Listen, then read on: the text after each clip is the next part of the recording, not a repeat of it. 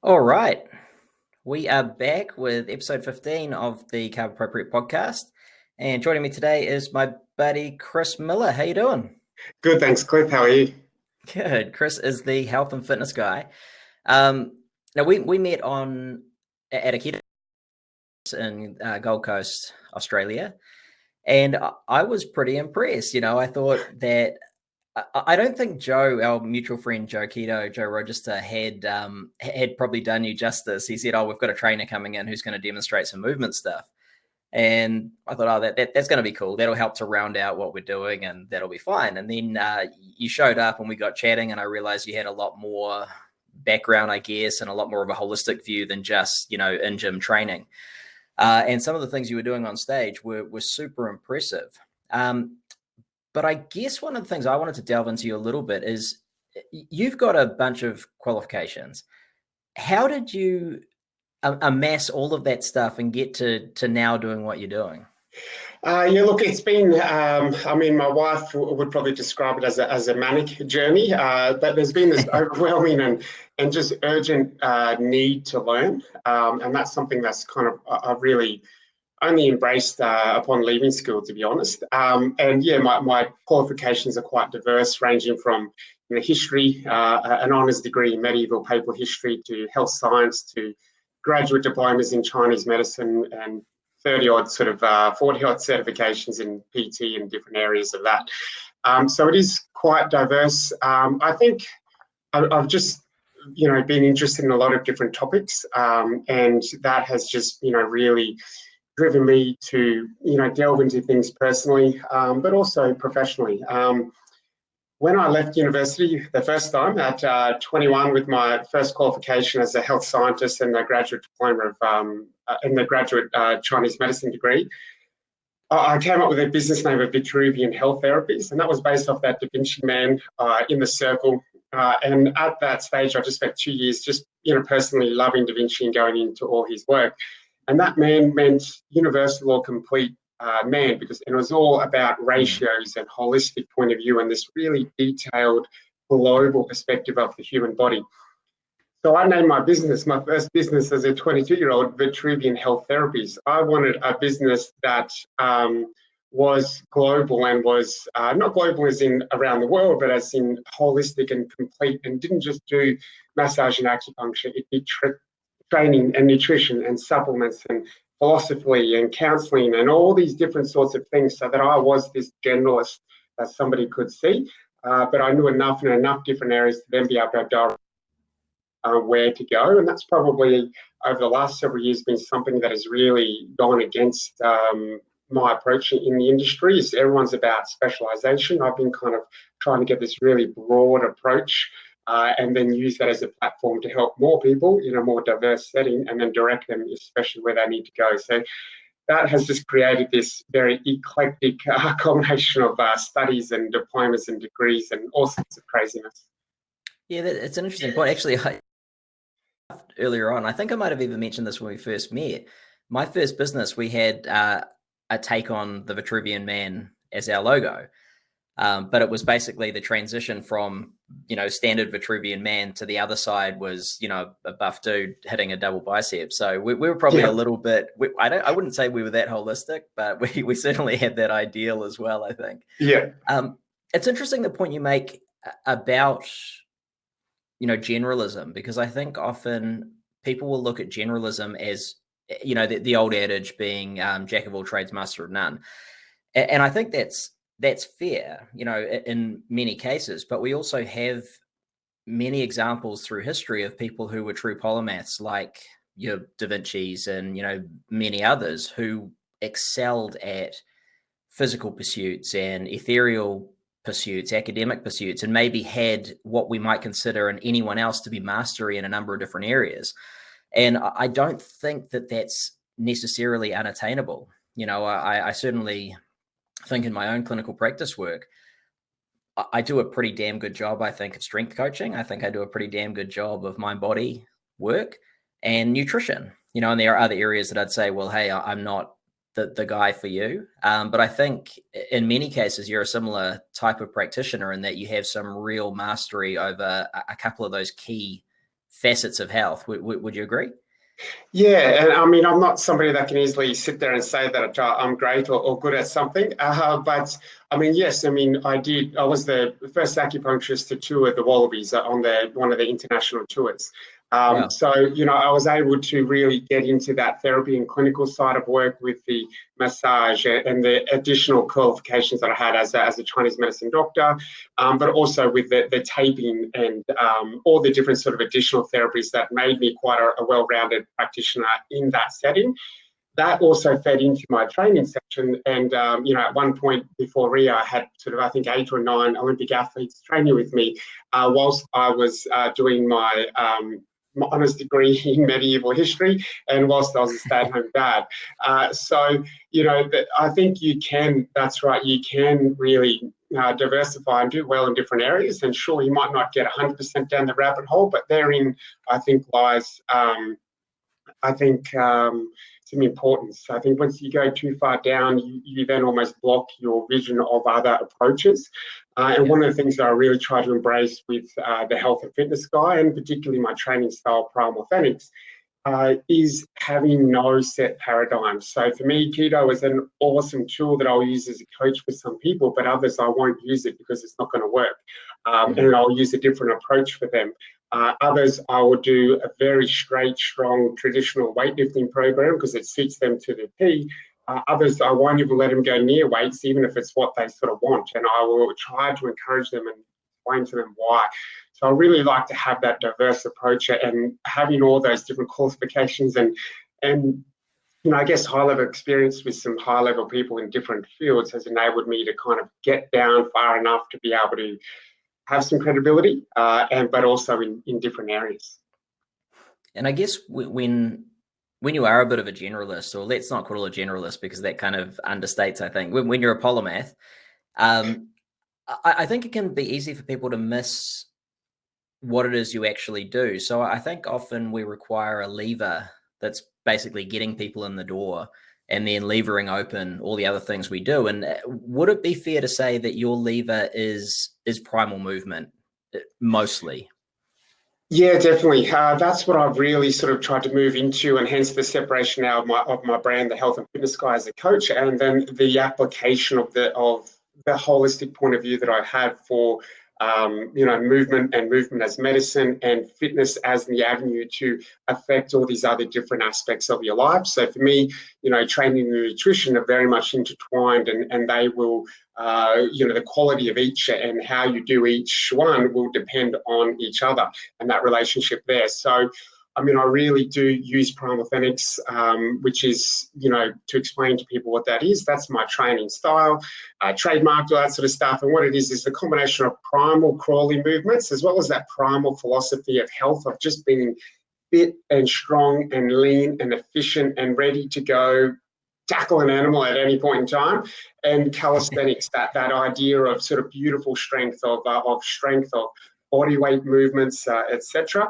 And I've tried to mash that together and just create this system that is all encompassing for that base of your fitness pyramid in, movement and strength and mobility, etc. And I use that directly as my avenue to kind of get people in and go, hey, from this, here's some nutrition information. Here's how you can use this to bolster your athletic endeavors. You can use this to, so forth, and implement all these other different strategies and tools that I can then use, keto being one, supplements maybe being another, some counseling or psychology or whatever it might be, being, other sort of avenues that I can then engage with people and really help them and personalize that help to what they need. Yeah. Yeah, it's an interesting area. How did you get into that whole primal movement side of things? I mean, was it something you developed yourself? Were you just playing around with movement, or did you learn a lot of that from other people? Look, I have this on my website, and people have told me, mate, you've got to take it off. And at the bottom of it, it says, I haven't created any of this. I've just stood upon the shoulders of giants in this industry, and I've learned from them. And I very much believe in that I've, you can't almost create anything these days. It's about repackaging, redirecting, and sort of, coming up with systems of it. I feel like I have created some exercises and put things together well and in a different style, hence Primal. But I mean, I did everything by the book after my third knee reconstruction at 20, when they said I'd never walk or run again. I did everything by that strength and conditioning rehab book, and I got nowhere. I read a book on neuroplasticity, and I kind of thought, hey, everyone's talked about my injured knee. No one's talked about how that knee's changed my brain. So then I kind of really delved into that and understanding how the brain influences all these style of things.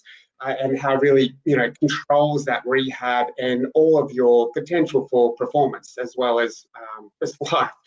So I looked at ways to really integrate that, and just started to diversify my movements. And I did things differently at gym. I trained with my eyes closed. I trained with bare feet, ran on sharp rocks, did all crazy things, and then just kept on moving and exploring, developing, doing different courses after course after course after course.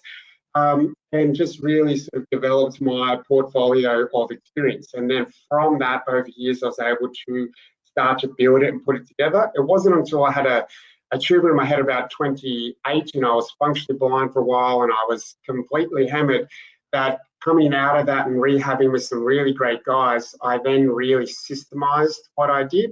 And that's when I then really started to, collate all of that, previous 10, 12, 13 years experience, and then really sort of, pull it together into quite a structured way that can, be delivered to people. So it was just a breadth of experience. I mean, probably where I really first came across that movement was when I lived in China. The alarms would go off every morning at about 6 a.m. with the communist sort of messaging at the university of being a good sort of citizen. Go to hospital all day, work, and then in the afternoon there was always a 2-hour break between the afternoon hospital visit and lectures at night, from which lectures were 8 till 11 at night. So I had about a 6 to 8 period. And I'd go down the park, and there was this random little garden, and there was this old guy doing all this different Tai Chi and different movements. And I just went and hung out with him. I barely spoke Chinese. He didn't speak a word of English. And I kind of really then sort of thought, hey, I've got to start to really look at movement in how I do things. And then from there, it's been an ongoing journey that I don't think will ever stop.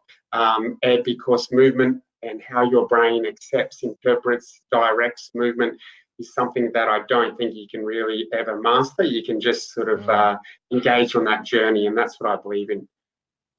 Well, I think it's almost as if we grow into movement, as we're younger, we grow into movement, we learn movement patterns, and we become pretty proficient pretty quick, I think. Let's say by the time you're a young teen, you can do a lot of amazing things in terms of lateral movement and all the, the things we used to do, climbing trees and all that kind of stuff. And then I feel as if we almost maintain that through, let's say, our competitive careers, if we're competing in sports and things. But then there's often a decline. It's not as if we maintain the ability to move well. We actually detrain significantly. And that's something I've really noticed as I aged and through, my choice of sport and things like that. Looking back, you begin to, if you're not very careful, lose that ability to move laterally, to, support your own body weight, even if you're very strong. Yeah. Sorry, I just dropped you there for a second, but yeah, no, I got you back. And yeah, you're right. And when you do lose that over time, one of the things I've tried to understand is why we lose that. And one of the things, I was a high school teacher for a while, and I taught at a school, the school that I went to, a boys' school with 1,000 boys, and I taught there every year for 13 years as an old boy. And I ran swimming programs and rugby programs and all different sorts of things.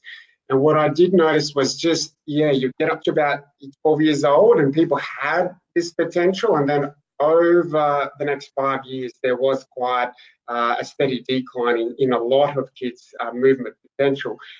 Things like sitting, sedentary, things like the shoes, etc. I've sort of really seen as being big influences in that. Yeah. That then causes, a big change as we then get to that 17 to 24-year-old period, which should be a massive developmental and, really coming into yourself physically sort of period.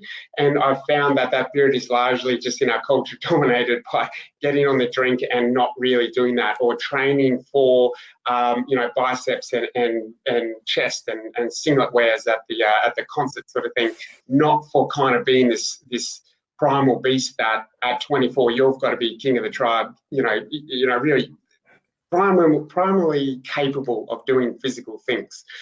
And then as a result, work, stress, everything starts to really cloud your nervous system. And that's when I've really found that things start to deteriorate quite rapidly. And trying to unravel that whole, puzzle is what I really find fascinating. Yeah.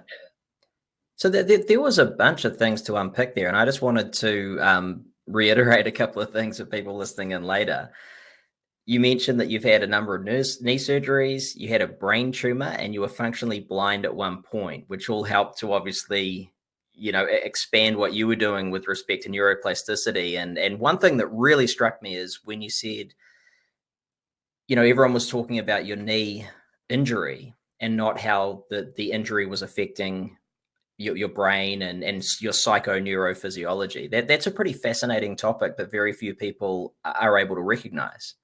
Yeah, definitely so. And I'll just quickly interject here. I was very fortunate that it wasn't a brain tumor. It was just in my sinus cavity, and it had swelled up and had caused a whole host of issues. So I was very lucky because essentially I just had a big, for want of being crass, big booger in my nose that had to get cut out. They went in there and did all that, cut it all out. So I had it very easy compared to people that are actually sick out there. And I just then had, quite bad vestibular, visual issues, and I couldn't read, I couldn't drive, I couldn't do all sorts of things. But compared to what other people have, I had it very easy, very good. But that's very much the thing is, in your brain, there are lots of different maps, and that's what I try to tell people. It's things and habits. They're all just maps in your brain. You've got one sort of sitting here, and that is your sensory somata map. And so everything in your body feeds up into your brain, and that gives that image in your brain. That then, passes on to information to the next map in your brain called the motor homunculus image. And that then directs output down and gives you control and strength and that sort of stuff.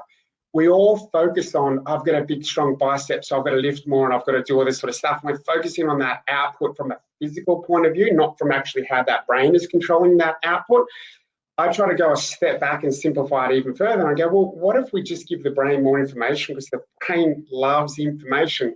Keep giving it all this sensory input so that first map that might have, say, a black mark on my knee is completely blurred out in how my brain sees it. And therefore, I'm then trying to get this other part of my brain to give me a big, full, deep squat, and it can't actually read that knee. So what I'm trying to do is recreate, and I say that with inverted commas, recreate that knee joint in that area in the brain with extra sensory information, with movement and stimulation and joint mapping and nerve glides and all different sort of different techniques. And then that hopefully creates a more well-rounded sensory map in the brain, and that feeds forward. And then the training comes into play, because the training then is about increasing that feedback loop with more, sensory input, because we have you in different positions, so your inner ear and your eyes have to work differently. Additionally, the training, because it's all body weight, it's all movement, it's all about range of motion, and it's all about control in different compromised positions. And as a result, we're really feeding that sensory motor feedback loop. We're training you through a full range of movement. And for me, that is the key, is mobility is not just reaching down, touching your toes. It is being able to move through a full and active range of motion whilst under load with conscious and unconscious control. And that's what I'm really trying to develop. Now, if you develop that well, a big, strong guy like you with your weightlifting background, you're trying to move big, massive weights crazily, up to your shoulders and then up above your head with conscious and unconscious control. What I'm trying to do is stepping back from that, big, crazy weightlifter and going, hey, how about we just get your body really comfortable and smooth in itself, and then all of your weightlifting techniques, which are completely awesome and proven, this is going to just be that base of that pyramid. Because from what I see with injuries, and particularly athletic injuries, there's trauma-based ones, bang, you can't really do much about that. But when you have been called upon to do an athletic endeavor, bend, run, twist, jump, move in a compromised position, low on the ground, throw something heavy up above your head, and you get a little pop and you tear, you twist, you kind of can't control that movement. What's happened is you're up here on your pyramid and you're specialized as a weightlifter, as an athlete, as a rugby player, whatever it is. And that pyramid is just made up of all these little blocks. And you'll put yourself in a position where there's a gap in all those blocks like a Tetris, and then you just fall down. And that's what that injury is. So what I'm trying to do is go to these specialist guys that I work with, but particularly weekend warriors, and go, hey, let's fill in all these blocks. Let's get you really solid here. Let's build your house upon a foundation of concrete and firm underground, so that when you then want to do something specific, you've got a base to draw from, and that therefore you're going to be more resilient, more you can better prevent injuries, you have more capabilities to move in complicated, diverse movement planes, and then you're more athletically capable. You can either use it as a standalone system of training or to bolster what you do currently. Yeah, I mean, fascinating stuff. If if I use myself as an example, how would someone like me, a washed up former meathead, weightlifter, catch wrestler, all that kind of stuff, former footy player, feeling a bit beaten up now, still training, how would I start to apply some of these concepts easily and without a sort of a massive time input, given that we're all, relatively time poor? Yeah, sure. Look, without kind of trying to come across as a hard sell here, I mean, that's what I've tried to devise in the app and really put forward. So basically, I have pre-constructed mobility videos that are either 10 minutes long or anywhere up to 30 minutes long. And you can go in there, and they're 10-minute basic office mobility ones that you can probably generally do, in kind of long pants style thing. Then I have some athletic mobility videos. Then in another section, I have 500 initially. I have 500 videos there that you can go in there and create your customized rehab program by just selecting on a few different techniques, body parts, and then saving and downloading that to go, hey, I've had lots of injuries or my shoulder from an ex-rugby guy. I'm going to go through and work on all these different techniques to remap and re-stimulate that shoulder up in my brain, etc. You might do 5 minutes each night. Or you can go in there and do those mobility videos as you warm up to train. Now, before each training session, as I sort of mentioned earlier, I really try to focus on what I call a prepare. And that prepare, it's not the warm up, it's kind of you're prepared to go be physically capable and active and be primally strong. So you can do that 10, 20 odd minutes before you do your weightlifting session. We're looking at stimulating that sensory input to the brain. We're looking at, engaging some of that motor output, so that when you then go do something that's really going to stress that motor output with weights, you've already primed your nervous system to move well. We've greased the grooves, you're ready to then pump out the weights. And I do that with a lot of footballers, rugby players, weightlifters, etc. And that's how they implement it. The system is almost too diverse in that I've got so much there that it's hard to really go, hey, do this just for you. But it is this open blank. It's a tool, and you implement it how you want and how you see fit. But for someone like yourself, I'd go, hey, jump in there and do 1 or 2 mobility videos a week. Follow along 10 to 25 minutes based on your time parameters. I'll then suggest going there, go to that sort of customized, personalized area and create yourself some rehab, programs that you can do at night for your homework. So that's the app, and I'll push that to the side.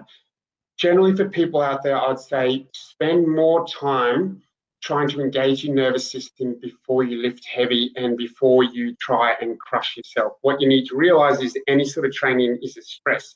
If you come into training stressed with workload, with previous injuries, with a diet that might be subpar and have some sort of, chemical stresses from that, poor sleep, blah, blah, blah, we add on all these sorts of things. Training is then the thing that breaks the system. It's that straw that has overloaded that camel's back. It's not training was wrong, it's just that there's too much going on. So we need to balance the stress that training is and make it a positive stress. So do a bit less, train prior to fatigue. Don't crush yourself. Don't lift too heavy. Focus on technique, focus on big ranges of movement and trying to move pain-free. And then that's kind of how you can then, start to implement some of the more basic concepts. I mean, I've got dozens and dozens, if not hundreds of videos on my YouTube channel and on Facebook that offer all these sort of tips and go, hey, here's a 5-minute hip and nerve glide sequence. So for people out there, jump over, get that hip nerve glide sequence and do that before your next squat routine or before or after your next work day or before your next run, and you will feel better from implementing that short, little burst of, sensory change and motor change there. Yeah, so I mean, it could be as simple as doing, at least starting with a couple of minutes, maybe in the morning before training, just to really ramp up the not ramp up the nervous system, but to facilitate the nervous system, facilitate that psychoneurophysiology. But then it obviously expands from there. You mentioned a couple of other things like, the importance of nutrition, the importance of those chemical stressors and life stressors, I guess, as well. I mean, when I was, as you know, I think we discussed this in Aussie, I've had a pretty serious back injury with a couple of discs ruptured in my back. And some of the things you said brought to mind a couple of memories of that. I was with my surgeon and he said, oh, well, one of the things I can see is that your hammies are pretty tight. And I said, well, yeah, but is this sort of reverse causation? Because they weren't tight previous to the injury. And he said, yeah, you're probably right, actually. It's probably a facilitation thing whereby the body is inhibiting movement of those joints, right? Yeah. And so it's interesting, the chicken and the egg's an interesting thing. But also, as I looked into that particular injury for me, looked at the research, there was practically no association in a chronic pain setting between the pathology and the pain.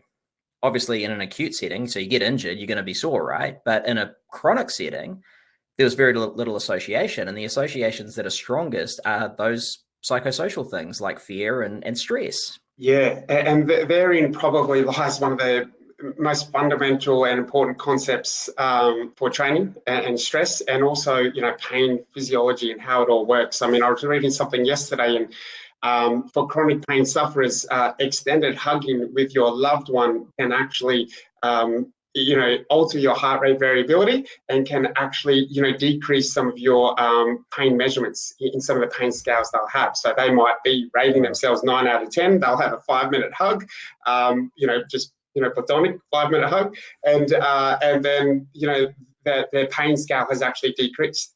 And that comes back to MAPS.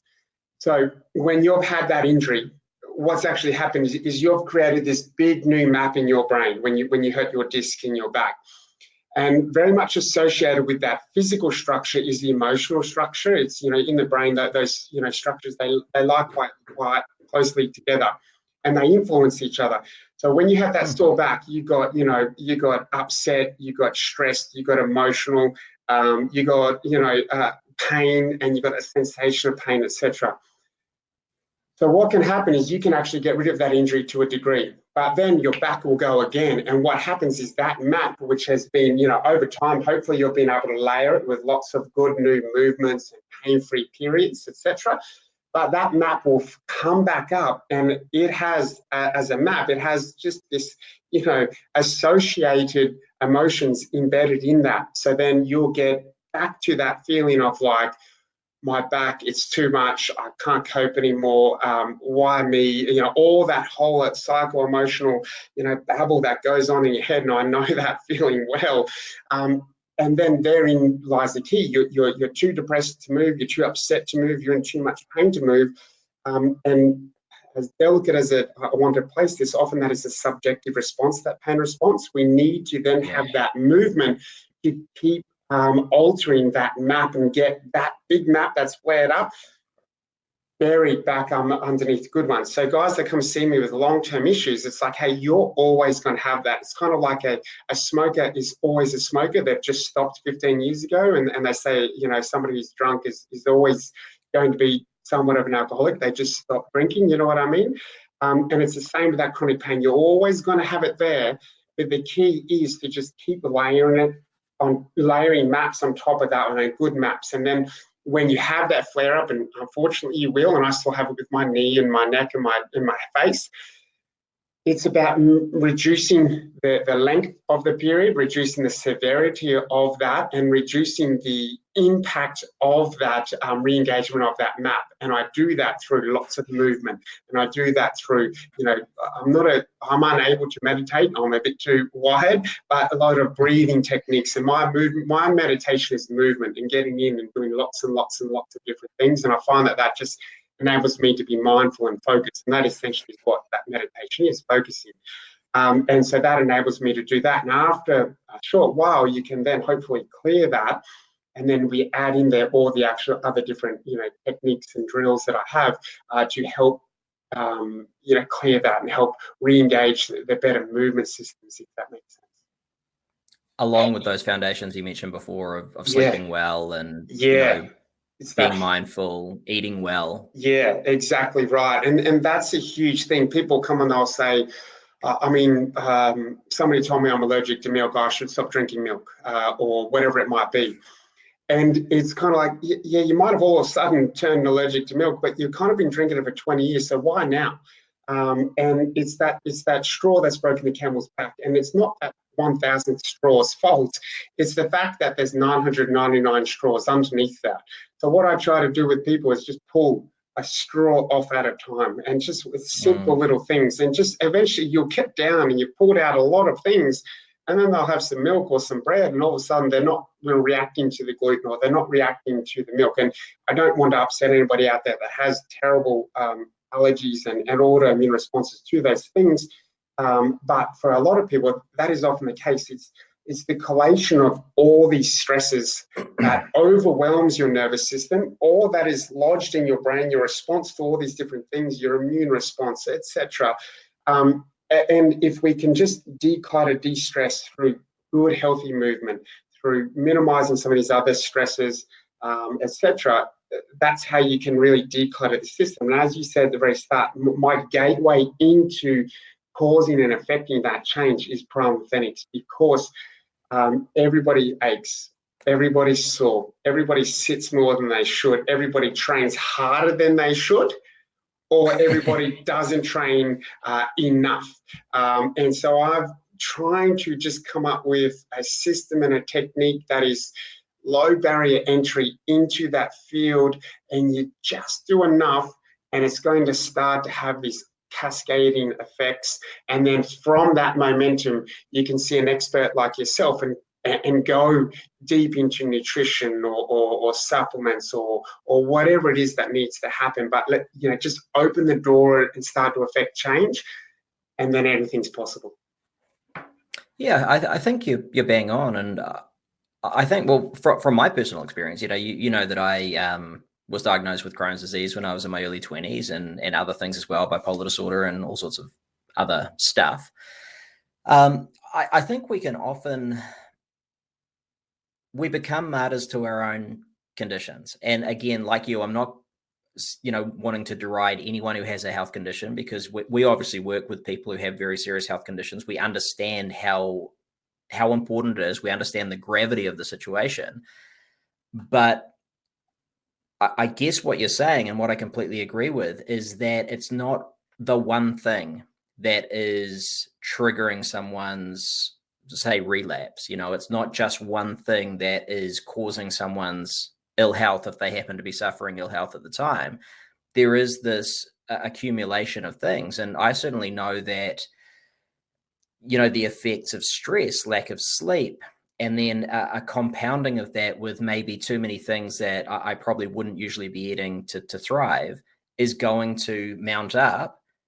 And eventually I'm going to get sick, right? But it's not that last glass of milk that I had.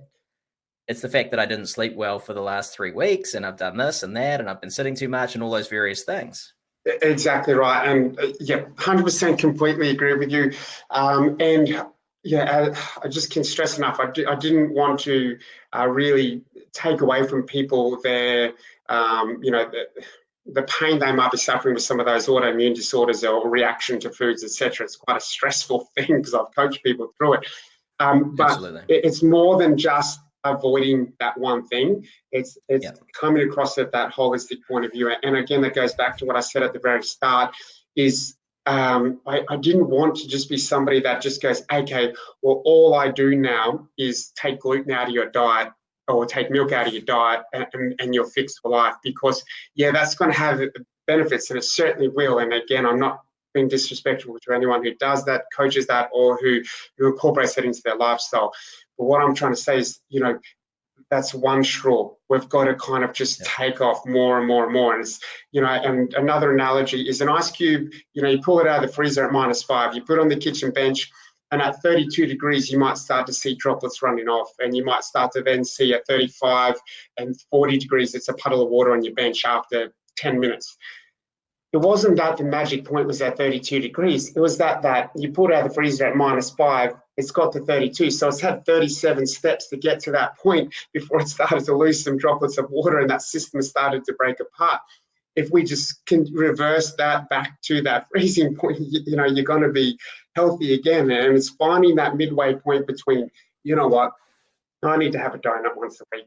That's non-negotiable. For me, I love pizza. I like to have a pizza. That's my thing, right? I have my pizza. Yeah. But you know what? The other, it was 7 days a week. I eat 6 to 9 cups of vegetables because I just love eating vegetables. But I also need my meat. And I do like to have milk with my coffee because I just can't drink black coffee. And I've gone full keto for over a year, and I just kind of came out of it thinking, I'm having milk with my coffee, right? But I incorporate that all into my overarching plan and my overarching, reviews and check-ins that I try to do with myself, so that I'm never really going out of sync. I'm never going too far in the wrong direction, or I'm not trying too hard and investing too much willpower, which is finite. I'm just having a good, regular, healthy lifestyle. And I know people would, often say, well, there's no midpoint. I kind of think that there is a point where people can be continually improving and doing well and still having a good active lifestyle in many different fields. Yeah, I agree. I think that there are two aspects to that. One is mindset and one is sort of overarching resilience. And obviously they interplay with one another. I think if we have that mindset of resilience and we're trying to also build underneath that the physiology of resilience, then the small things don't really matter if we keep them within bounds, And I think what stands in opposition to that is nowadays we have a health culture of fear. People are very afraid of things. They're scared of carbohydrates. They're scared of milk. They're scared of gluten, and they feel because of that very fragile, very vulnerable. So that feeling they have stands in opposition to the mindset of resilience. So one thing I certainly do with my clients is try and coach them to feel stronger in mind, body, and spirit, so they have true resilience. And then they begin to realize that, hey, I'm making empowered decisions. Let's say I know that for me, having too much dairy is not a good thing because it's, I find that it's inflammatory. That doesn't mean, though, that I can never have it ever. Yeah. Some people I know can't, and that's just part of the journey. But for many of us, we don't need to have those absolutes because we develop the resilience that comes from all those thousands of different things that you're talking about as compared to the one food you're withdrawing. And then that allows us to have those little things, because at the end of the day, that tiny thing doesn't really make much of a difference if all those other things are falling into line. Exactly right. And I think the key there is understanding what resilience is. And with my, anybody can go online and they can type in, any sort of fitness parameter question, and they're going to get 1.3 billion results on how to, flex your bicep or how to, train for this. So I'm trying to move away from that and get people exactly to sort of understand the emotional and that primal responsibility behind exercise, because that's what really drives me. And if you understand that, then you're kind of tackling it in an avenue that I think what you've just mentioned. Part of that is understanding resilience. And resilience, it's not about being a stoic oak tree and resisting all forces. Because if you resist all forces, you're going to break under something. Okay, it's just almost what it is. Resilience, and I'll explain this to my daughter. Her name is Wilhelmina, and my wife and I couldn't decide between Wilhelmina and Willow. And so her full name is Wilhelmina, and her short sort of pet name for us is Willow. And a willow tree, and one of the reasons why we love that name was because a willow tree it bends. It's a very resilient tree. And what that means is it bends under forces and then it can come back up. All right. So resilience is adapting and bending to pressure and then coming back up onto your path again. Being unbreakable means that you're a rock and you can't bend in any way, shape, or form. Now that is great, but even the strongest rocks over time eventually will, the water, the softest, most malleable, resilient force in the world, will, rub that rock and smooth it out and change it. I know that's an extension of the analogy I'm trying to work here, but you've got to be adaptable in your diet, and in your lifestyle, and in your training, and in your approach to life, which again ties back into what I was talking about before, about not having a set paradigm. I don't want to just be that one guy. I want to be the health and fitness guy, not the health and fitness guru or specialist or the bodyweight master or whatever sort of crazy name you can come up with. I wanted it to really reflect that, hey, somebody's come at me with a new idea here. Previously, I've thought this. Am I going to stick with here, or am I going to try and onboard this and see how I can integrate it? And that's what I've really tried to do. And that's where I've maybe clashed with some other people that have said, really gone after me because of my association with keto, not understanding that at one point I didn't like keto to a degree. But then I kind of upskilled myself and I prided myself on my ability to accept new ideas. So I let go of my initial hesitation, and I read and I researched and I did it and I implemented it and I learned and I studied underneath other guys and people and women who taught me these things, and then as a result it became applicable. So that idea of resilience, physically in training, you've got to be resilient, you've got to bend under pressure and work hard, diet, nutrition, lifestyle, everything. You've got to be malleable to change and to stress. And your approach to nutrition, you mentioned before, is somewhat flexible anyway, right? I guess you're probably similar to me in some respects in that you would take a carb-appropriate approach to the whole idea of keto or low carb or whatever it happens to be. Exactly right. And you're one of the guys that I've been able to, via your books, your podcasts, all the things you put forth, your research reviews, really upskill my knowledge on how to implement those sorts of things. Initially when I was going through a really in-depth keto phase, I was like, well, maybe I don't ever actually need to have carbs ever again. And for somebody full in-depth in keto, they're good to go. They can live that lifestyle. But at the time, I was also coaching a 100-meter Olympic freestyler. And she was going for her second Olympics, and she actually won her second Olympic gold medal. So 2 Olympic gold medals back to back. And she was in keto, and she just thrived in ketosis mentally, emotionally, physically. Everything was fantastic, but we just lacked that little bit of that last little bit of, glycolic explosiveness for that, sub 50-second, 52-second sprint.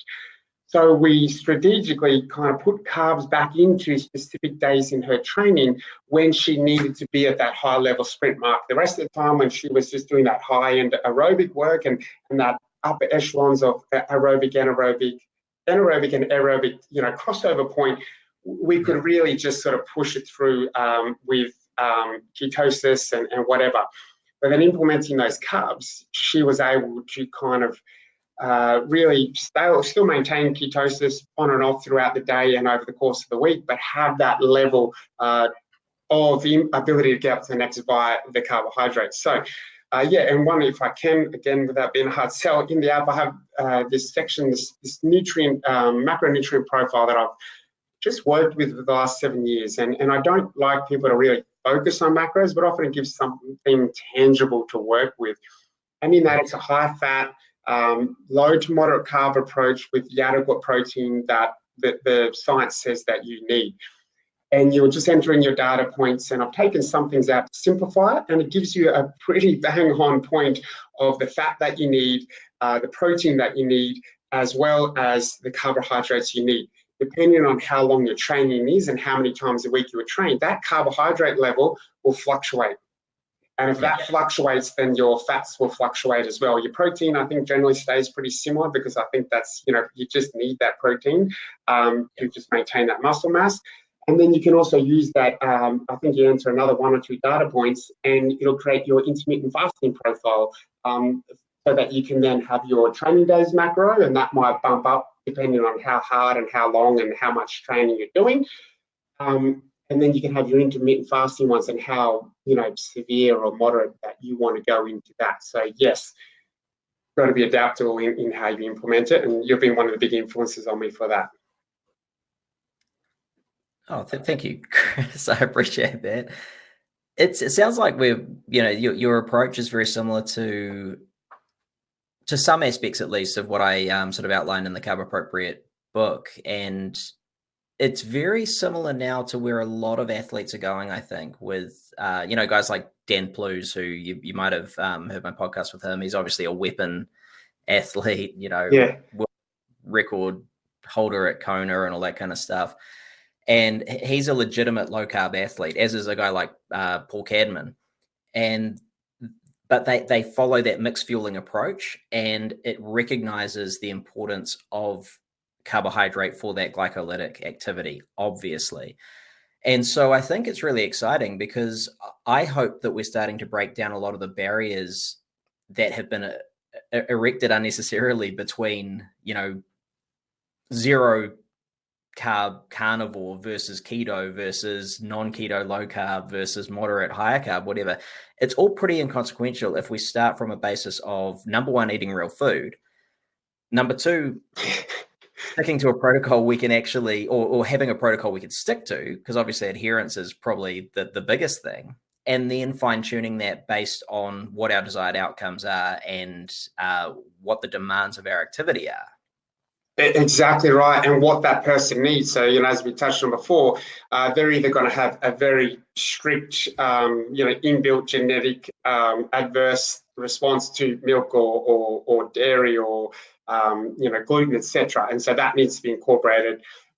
Or they might need to abstain from some of those foods. So it's again, it's everything you just said is exactly what I try to aspire to do, and then try to tailor that to the person. But at the end of the day, people come to me like, what diet should I do? What supplements should I take? And I go, hey, Matt, I'll talk to you about supplements after you eat 6 cups of vegetables a day, mixed colors, everything, okay? And I'll let you maybe approach me about a protein powder after you get your required adequate amounts of protein per day.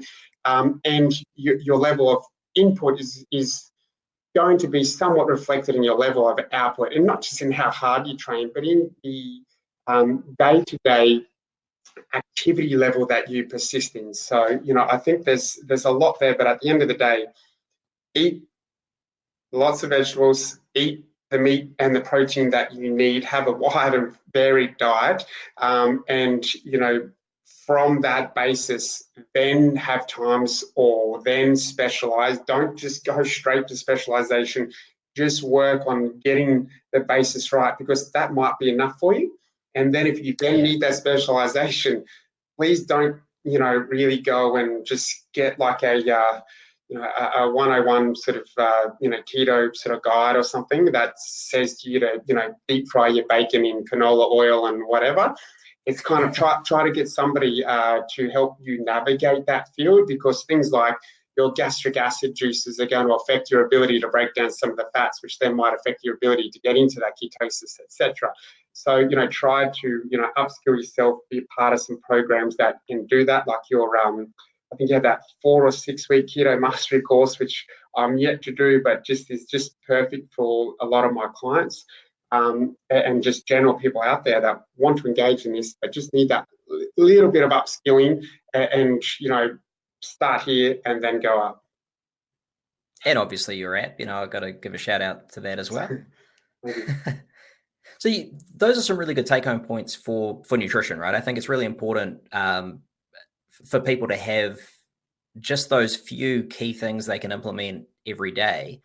And so obviously those are things that you do. Are there other things outside of nutrition that are your sort of must-dos on a daily basis that help you to keep that balance? Yeah, look, I try not to call my training most of the time. So I have what's called a daily buy-in. And that is just, I'll do that pretty much every single day. And for me, that's kind of like the minimum requirement that I owe my primal obligation to be fit, strong, and healthy. and it's the minimal requirement of effort I feel like I need to pay to the world to have this extraordinary lifestyle that I lead.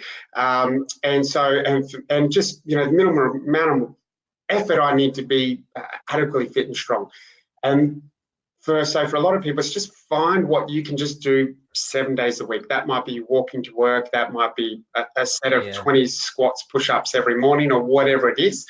And then on top of that, you know, depending on timetables and stress and diet and my sleep, which all haven't been good lately in regards to stress and sleep for the last couple of months, I will then implement training based off of how much they're influencing me. So I would just say to people, just move, just get moving, implement some really basic things day in, day out, and just make it a part of your life. You know, like hopefully people aren't out there going, you know what, I'm not brushing my teeth today.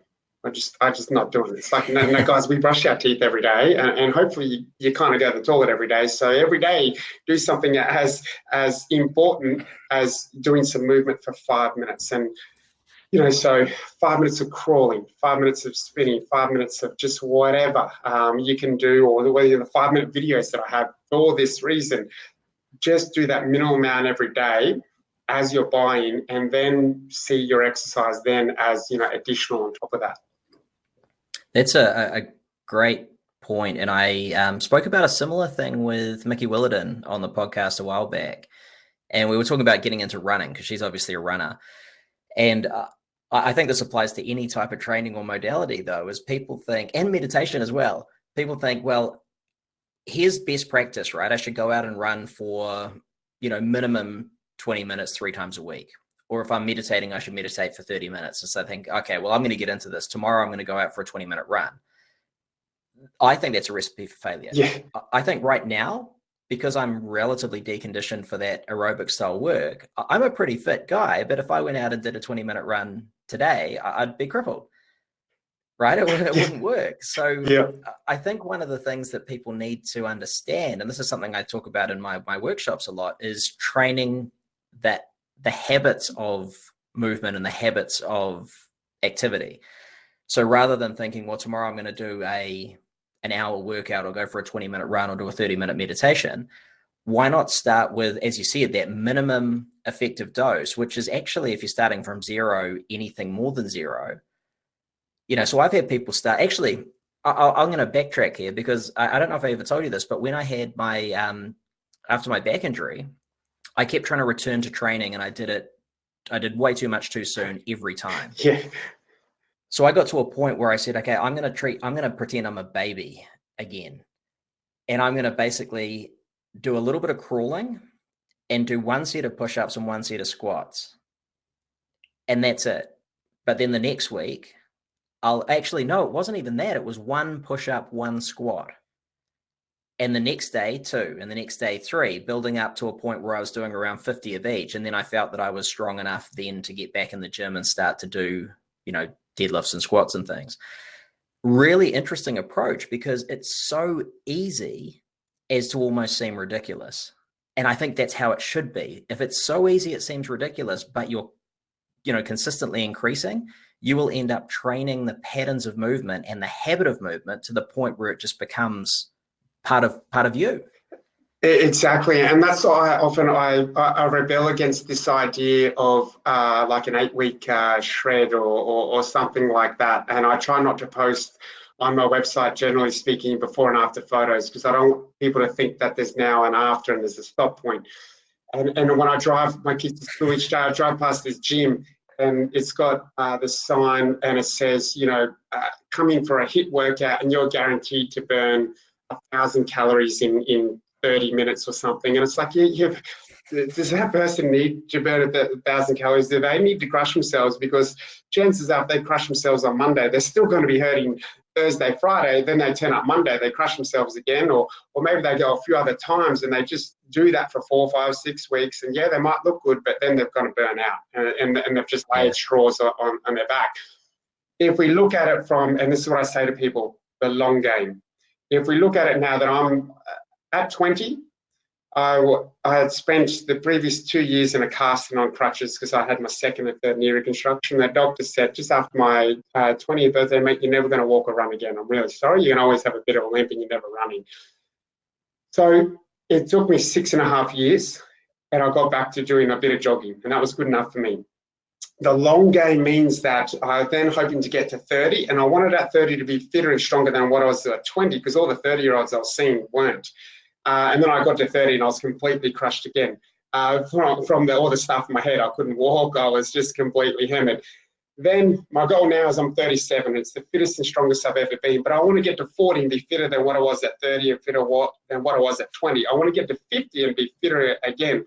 So with that mindset in mind, I don't need to get up and crush myself today if I'm not feeling great. If I can look at that whole year, there's 365 days.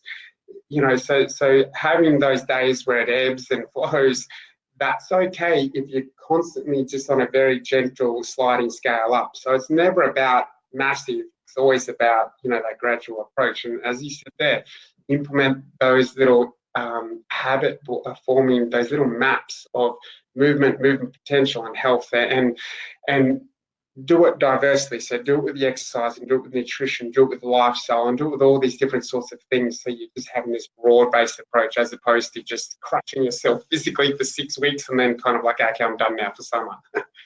Yeah, I found that was really helpful when I was entering into my PhD. So just started my PhD. We were under a bit of financial stress as well, and things were pretty, I mean, dare I say it, they were just really stressful, right? It was a really stress-filled time. And I found I didn't have the mental or emotional wherewithal to get into the gym and train as I previously had. And I really just didn't feel like I had the physiological reserve. And so I started doing a lot of intermittent training. And so I would basically, you know, I'm a really into productivity, as you know. So I'd set, you know, apparently this optimal productivity time is 54 minutes. So I'd set a 54-minute work block. And then between the 54 minutes and the next hour, so 6 minutes, I would just move. I would get up and I'd roll around on the floor first just to, you know, get a bit of active release and stuff like that, and then do something. And it might have been some handstand push-ups, or it might have been some pistols or some push-ups. And I would end up accumulating through the day quite a large volume of movement and resistance, but it didn't feel stressful at all. In fact, it felt good because it was helping me to recover from sitting for 54 minutes. Exactly. And you touched on two of my most important coaching concepts. The first one is decision fatigue. You know, get up, what clothes should I wear? I better get in the car, I better drive to the gym, I've got to park the car, I've got to get in there, I turn up, what should I do now? Oh my God, the guy's doing it. He's in the squat rack again, curling. I was going to do squats. Where should I go next? Oh, this is too hard. I'm going home. You know, and if you're already stressed doing a PhD as a stay-at-home mum or dad or a busy executive, you don't need to make more decisions. So you need everything. You need to invest maybe half an hour to an hour each week in really consolidating that decision time on a Sunday afternoon with a bit of food, a glass of wine, whatever floats your boat, and map out your week and what you're going to do. I've also tried to really implement that decision fatigue paradigm into the training, so that, you just press play and you do it, or download one of the 30-odd weights programs I've got in the member site, so that you don't have to think. You've got it. You can go plug and play, and that removes a lot of stress there. The second thing is exactly what you said then. I have something called accumulation sets. And that for me is one of the single best ways to really have massive improvements in your capabilities without ever really stressing. Now, if you think about it, if I was to go to you, hey, you need to do 250 squats. And if you went and did that in that one go, you might be a little bit sore and fatigued afterwards. Or if I said to a mother postpartum, hey, I need you to do 100 pelvic floor squeezes, 100 this, 100 this, she's just going to go, well, I don't have half an hour to sit there and do that. Nor do I have physically, can I do that? Nor mentally can I do that. But what I try to say is, hey, like every hour, just do 10 push-ups, or do this, or do this. And how I pitch it to people is like, if you can do 10 good reps, and then at 11 you're pretty fatigued, drop it back to 4 reps. If you can bang out 50 reps easy, drop it back to 20, because we want those accumulation sets easy, so that you've just got this tiny little blimps every day. You're not, and throughout the day, so you're building this big volume of work without crushing yourself. And there comes into another phrase that I really try to harp on with people. It's about stimulation, not annihilation. So 1,000 reps in one go might be annihilation for a lot of people, but 1,000 reps over the course of 10, 12 hours during the day might be doable, or maybe 100 reps might be too much for you, or 50 reps like it was to me and yourself at one point in time. So spread that 50 reps out over 10, 12 hours in the day. That's kind of 10 lots of 5 reps. And they might be half reps. They might be just low key reps. You're not even going to break a sweat or get your heart rate or breathing rate up really, but you're going to be developing it and stressing that muscle. Now, if you look at that over the course of a week or 3 days a week, at 50 reps a day, there's 150 reps. And then if you do that over the course of a month, there's 600 and 700. You can see that volume builds up on that long game. And that's a really fundamental tenet of strength, and the skill of strength as well, is that, we want to do more repetitions because that is training the movement pattern, but we want those repetitions to, number one, be as good as they can be. I don't like to say perfect, because nothing's perfect, but with really good form and striving for perfection and being happy with progress, but also under greater load over time. And the only way we can really achieve those things is to actually modify our frequency so that we can get in those good quality reps without just destroying the body, because there becomes diminishing returns. Not only do we not get the work in because we're so smashed we can't train for X amount of time, but the reps that we're putting in, like you mentioned, 100 reps. Let's say I went and did 100 reps of push-ups now. I could probably get there, but I imagine the last 30 would be pretty shit. Yeah. As compared to doing 5 sets of 20, where they're probably going to be on point. And if you then spread those 5 sets of 20 over the course of your day, every single one would be 100% perfect. So then you're finished up with 100% perfect push-ups at the end of the day. And probably where I see this really working well is something like chin-ups. People just hate chin-ups. So it's like, okay, well, how many can you do really well? And they might say 3, or they might say none. It's like, okay, if you can't do none, that's fine.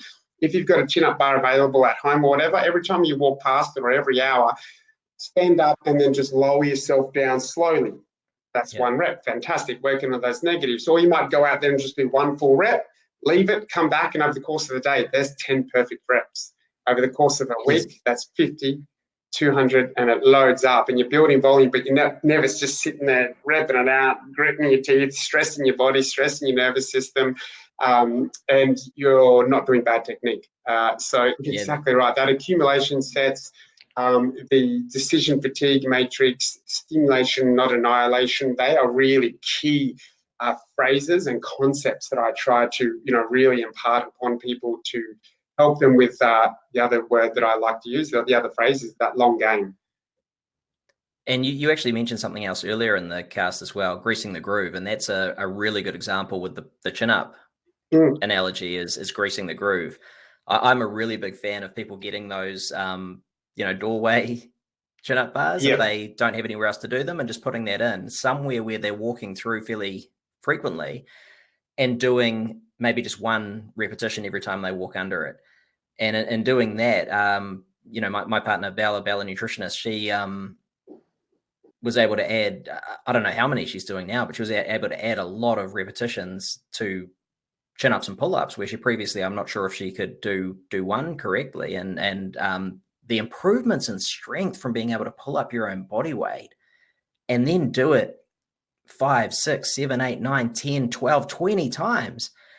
You're a legit strong person if you can do 20 chin-ups. Exactly right. And you're improving so many things there, physically, and your shoulder health and your grip strength, and even if going down to, I know it's sort of not causative, it's more correlative, but life expectancy increases with how strong your grip is. So maybe if it is causative and you can do 20 chin-ups, then you've just added 5 years to your life, But if you then look at, well, the person with that grip strength that is living longer, maybe they were able to do more chin-ups. So there's so many elements to that thought there, and it's the simplest and easiest way for people to just incorporate and stimulate without completely crushing themselves.